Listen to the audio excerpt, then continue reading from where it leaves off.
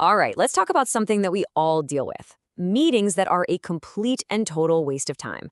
But what if I told you there's a secret to turning those meetings you dread into, believe it or not, the most productive part of your day? Let's dive in. Oh, we've all been there, right? You're staring at the clock, just wondering, why am I in this room? Listening to someone drone on about something that has absolutely nothing to do with you. It's like this universal pain point of modern work. But there's a skill, a learnable skill that can fix this. And here it is. Meet your new superpower, facilitation. Now, this is not about just presenting information. It's about being a catalyst for discovery. A really great facilitator creates an environment where a group has its own breakthrough. See, you don't give them the answers. You help guide them to their own brilliant conclusions. This is the secret sauce that makes teamwork actually work. And just like any great performance, the magic really begins long before the curtain ever goes up. A successful meeting, or any training session for that matter, is won or lost way before it even starts. It's all in the prep work. What you do beforehand, well, that sets the entire stage for success. So, here's the blueprint broken down into 4 essential steps. First up, you've got to plan your space, and that's true whether it's a real room or a virtual one. Second, really know who you're talking to. Third, you have to master the content. And finally, number 4, practice how you're going to deliver it. Nailing these 4 things is the foundation for everything else that follows.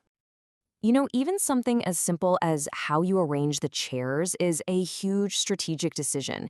If you put people in a circle, you're inviting everyone to participate equally. A U-shape? That creates a clear focal point for a leader, but still makes discussion feel natural. And that classic theater style? Well, that pretty much signals, hey, I'm going to talk and you're going to listen. Every single setup sends a totally different message. And this, right here, just says it all. The space itself sends such a powerful message. It can either put up walls, or it can build bridges. So before you've even said a single word, the room has already told people how they're supposed to interact. Okay, so all the prep work is done, and it's showtime. You're live. The meeting started. Your role now shifts from being the planner to being the conductor. It's your job to guide the energy and the focus of the group in real time. And this is the fundamental mindset shift right here. Think about it. A presenter pushes information out.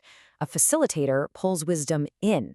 A presenter is there to argue their point of view, but a facilitator stays neutral to help the group find its own way. Your focus flips from your own performance to the group's collective success.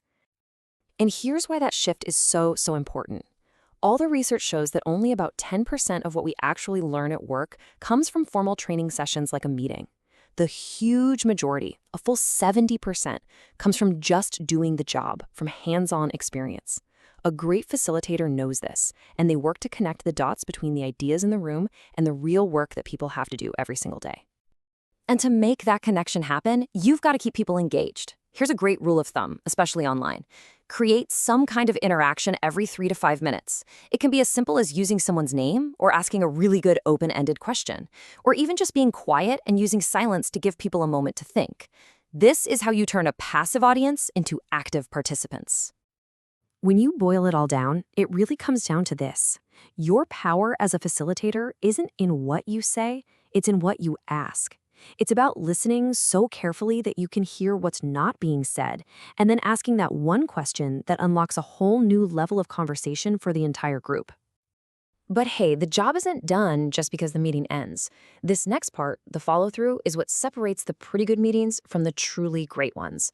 This is what makes sure all that amazing energy and all those brilliant ideas actually turn into something real. So here's your checklist for making it all stick. First, send out a summary of what was decided and talked about. Then, and this is crucial, make sure every single action item has a who, a what, and a when. No ambiguity. And finally, ask for feedback. What worked? What could be better? This simple step turns every meeting into a chance to get even better the next time around. So we've walked through the before, the during, and the after. The prep, the delivery, the follow-through.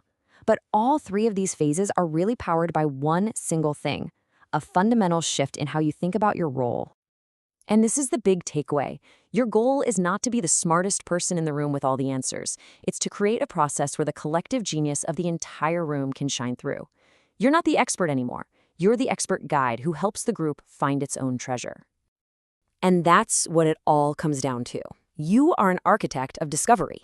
You build the space, you provide the tools, and you set the stage for other people to have that aha moment. That is the true art of meetings that don't suck. So, as we wrap this up, I want to leave you with this question.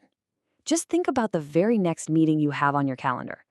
Based on everything we've just talked about, what is the one tangible thing you're going to do differently? Whether it's in your prep, your delivery, or your follow-up. What's that one change you'll make? It all starts there.